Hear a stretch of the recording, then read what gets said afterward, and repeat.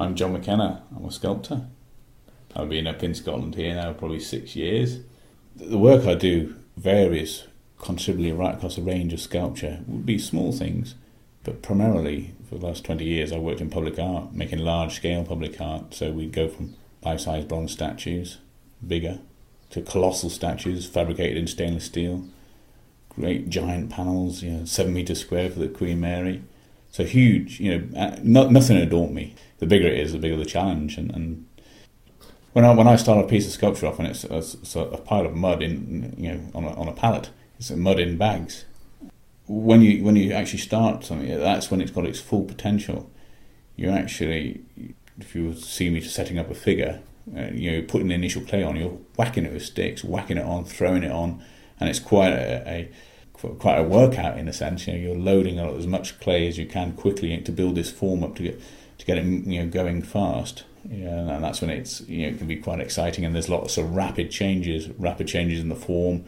You may be making corrections, or you're investigating a different pose. Trying to resolve the whole design, trying to make it work from all angles. So and when you achieve that, you've still got this sort of rough surface on your clay.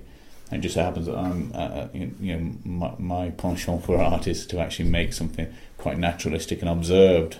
And the challenge is for me to make pieces of art which are appreciated for the design, but also appreciated for the craftsmanship.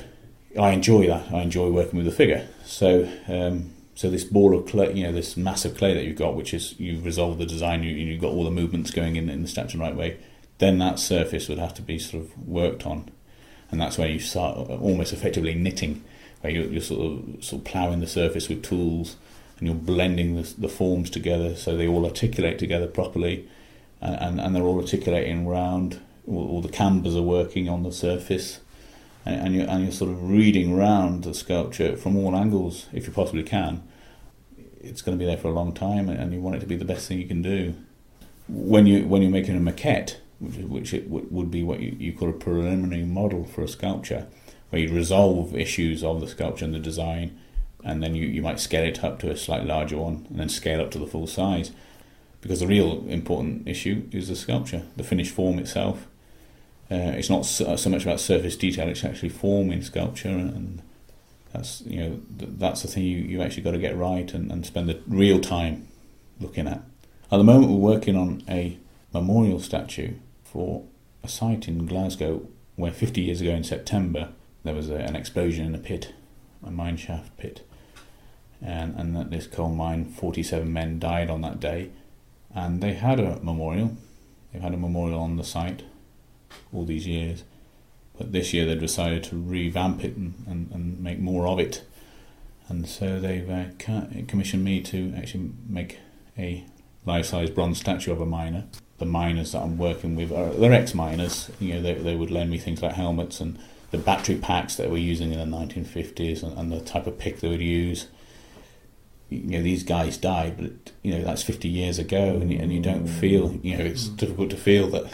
What can you feel about the site? These guys died 50 years ago. But how I sort of relate to it is, when I was a child, I had a parent die, and my way. I was young. I was 10.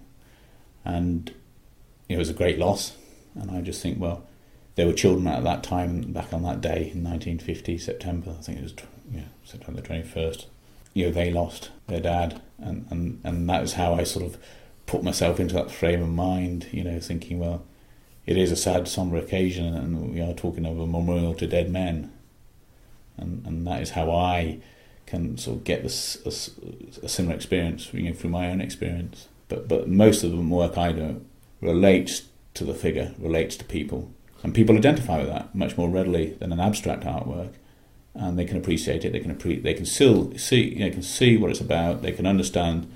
They recognise the quality of the craftsmanship, and I think they become much more accepted much more quickly.